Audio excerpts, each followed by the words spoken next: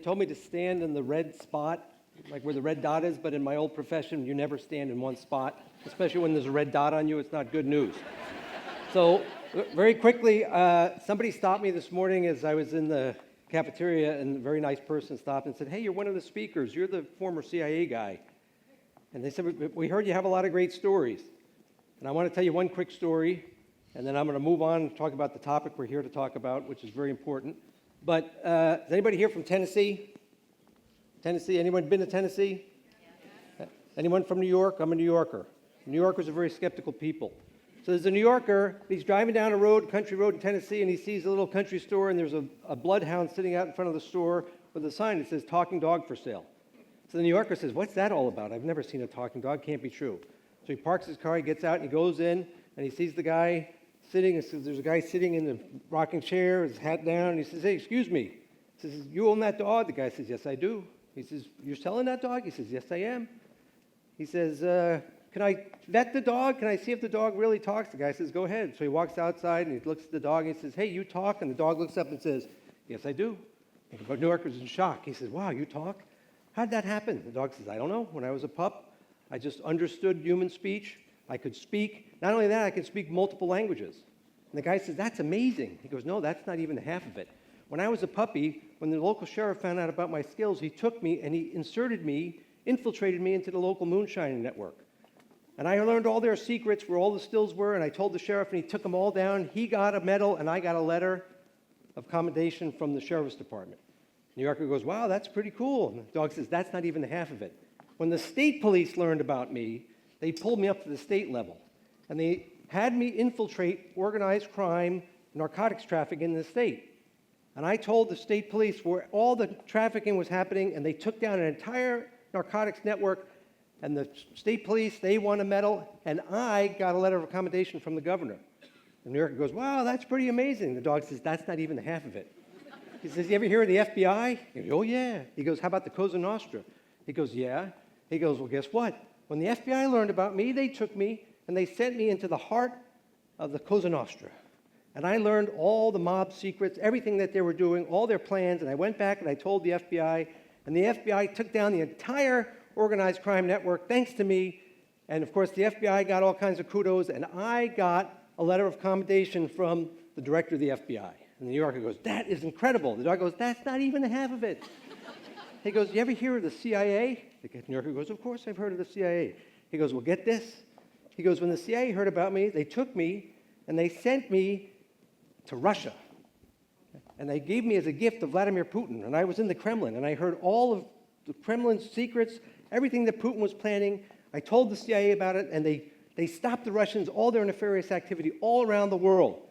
And the CIA guys I worked for, they all got medals, and I got a medal from the director of the CIA." And the New Yorker goes, "That is really incredible. Wait here."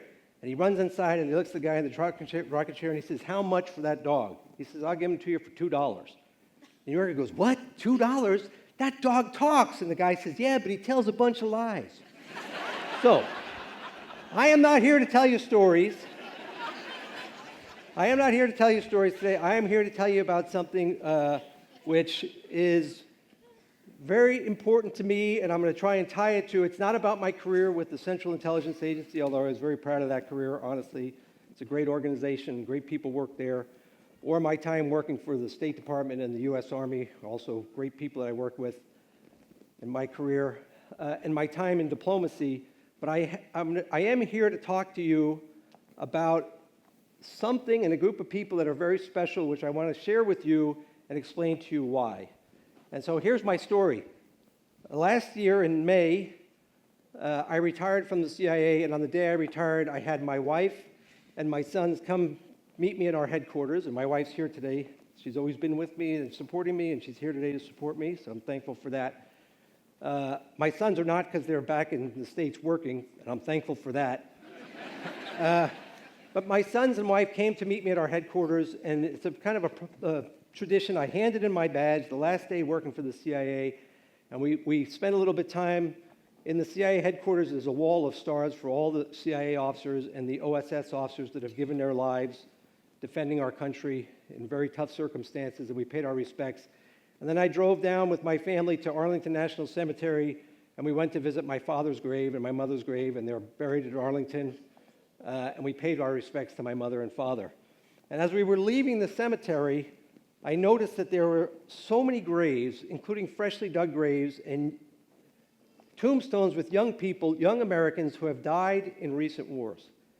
And there was one family, I saw a wife and 2 children at a gravestone. She was young, and so my assessment was the person that was being buried probably died in either Iraq or Afghanistan or one of the wars that we've been involved in over the years. And I felt incredibly guilty at that moment that I had retired from the CIA.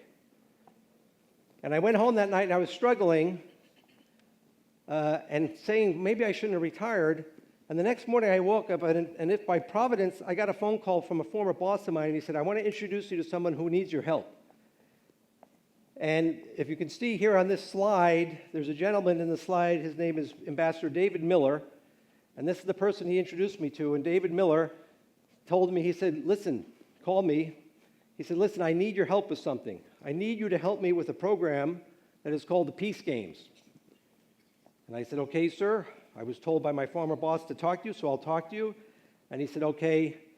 He explained. He said, I'm part of something called the Diplomatic Studies Foundation, which was created by these great Americans in this picture. It's a nonprofit that was created in 2017 to help improve the training for American diplomats, for people that are part of our foreign affairs community. And Ambassador Miller said to me, I need you to be part of this program. I want you to volunteer to help us because we're trying to make America better at winning peace and avoiding wars. And he explained to me, and then actually the next week he had me participate in a program which is called the Peace Games. Now, what is the Peace Games? Ambassador Miller and the people that created the Diplomatic Studies Foundation recognize that the U.S. military conducts constantly war games. And war games are designed to teach our military leaders how to fight wars and win wars, and that's great. But Ambassador Miller, who had been a 2-time ambassador, and the other ambassadors, 2 of the individuals in that picture were also very senior ambassadors who had retired from the State Department, they came to the conclusion that unfortunately the U.S. government, the Department of State, and other parts of our foreign affairs community are not training for peace. They're not training to win the peace. And so they created the Peace Games. And Ambassador Miller's motto when he did this was, by failing, Benjamin Franklin is saying, by failing to prepare, you're preparing to fail. And unfortunately, I think probably everyone in this room knows that, and that gravesite I saw in Arlington shows that we've been failing too much. And we need to do a better job winning the peace. So the Peace Games, I'll explain to you, is a program where we have designed a scenario. It's like a war game, a live training exercise where we bring young American diplomats into a scenario, diplomats that are junior or mid-level who are going to be going overseas to work somewhere in a diplomatic mission, an embassy or a consulate somewhere around the world, which I did many times in my career, and to become part of the leadership team of this embassy organism, and to learn to collaborate with other Americans from other agencies. So if you're from State Department, you're going to work with someone from the Department of Defense. If you're going to work with someone from the USAID, Agency for International Development, from the Justice Department, other parts of the U.S. government that are represented overseas in our embassies. And you're going to learn to hone your skills, your tactical skills, your tradecraft to conduct diplomacy, to do a better job of working with local officials and your colleagues in the U.S. government to win the peace. And here we have a picture of a group that's simulating a country team, people that are sitting around working out a problem scenario, because the scenario, as part of the scenario, the DSF created a fictional country called IKEA, which is supposed to represent a third world country which is facing all kinds of problems, challenges, economic challenges, social challenges, outside interference from other governments.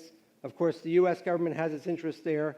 And the young diplomats that are being trained in the Peace Games, this 2-day scenario, are supposed to be serving in this country, and they are making decisions. They are practicing their tradecraft, their decision-making, in a high-pressure situation which is not lethal, where they can afford to make mistakes. where they can afford to learn without having to worry about the outcome being very consequential for the U.S. government and the host nation. And as part of this process, this is how I got involved. The Ambassador Miller and the team at DSF have enlisted very senior retired American officials who all worked overseas in different diplomatic missions and in different ways, different jobs, to mentor and oversee the work of the younger officers, to share their knowledge, so knowledge transfer, to give them real-time feedback on how they're doing, to allow the younger officers to come and say, okay, how would you have handled this situation when you were in Tanzania or Zimbabwe or Tajikistan? And the list can go on. So it's a really special group of people because they volunteer their time to do this. The scenario is 2 days long, and it culminates with this live training exercise culminates with a final outcome which depends on the work of the young diplomats that are part of this country team, this leadership team under the leadership of a U.S. ambassador, a chief of mission. And after the end of the scenario, there's a hot wash. There's more feedback given to the participants. They also provide feedback on how the scenario goes. And one great piece of feedback that we get consistently from the young diplomats that are being trained is not only is it great to have older, more experienced mentors, but it's also great to work with our colleagues from other parts of the U.S. government, to be able to collaborate with them, to network with them, and to build relationships with them, because we'd rather do it here in an environment which is more permissive than have to do it when we get out to a country where we may be, and by the way, I've been this in my career, I've faced this, you land in country and you're immediately faced with a crisis. And you don't have time to get to know the people from the other department and agencies the way that you should. And believe it or not, the U.S. government's a very big organization, and within every agency and every department, every bureau, there are different cultures, and sometimes there's not the best collaboration. So one of the goals of the Peace Games is to allow those young officers to build networks, to learn about each other in this environment, in this training scenario, and it works. It's probably, I think, maybe the best thing that I've seen coming out of the Peace Games. So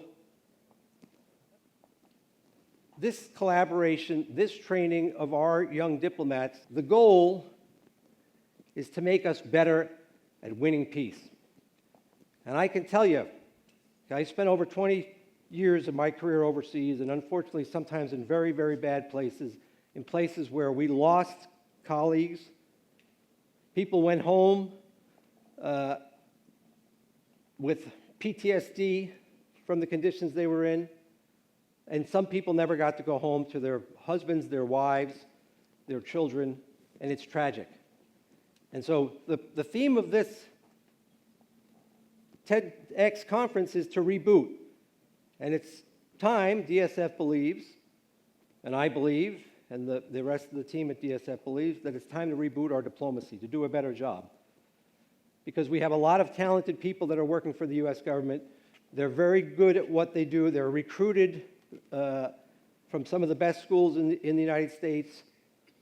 But unfortunately, they haven't been getting the type of training to make them win the peace, to allow them, to empower them to win the peace. That is what DSF concluded, and that is a problem set that we are trying to address. So I'm going to close out by, I want to get this quote right because I read it this morning. I was going through some quotes, and the Greek philosopher Herodotus said, "In peace, sons bury their fathers. In war, fathers bury their sons." And I hope and I pray that we can make it so that it's not that fathers have to bury their sons or their daughters, or widows have to bury their husbands, or spouses have to bury their spouses. I want to be positive, and I want to say that we can do it. And at DSF, we believe we can do it, and with the support and help of all the great people, not just in the United States, but all our allies around the world. So thank you for your time, and I'm sorry I didn't tell you any great CIA stories. other than the one about the dog.